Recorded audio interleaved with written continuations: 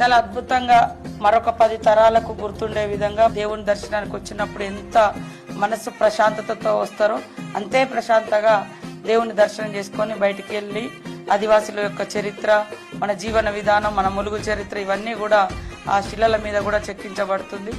గుడిని పెద్దగా చేయడము, తర్వాత ద్వారాలు కూడా మన యొక్క చరిత్రను చూపించే విధంగా ఉండడం, ఇట్లా చేస్తా ఉన్నాం. రోడ్లు వెడల్పు చేస్తా ఉన్నాం. గుడి చుట్టూ కూడా అంటే అక్కడికి వస్తే కేవలం సమ్మక్క దర్శనమే కాకుండా అణువున అక్కడ ఒక అద్భుతంగా ఉండాలి అనే కోరికతో స్టార్ట్ చేసినాం.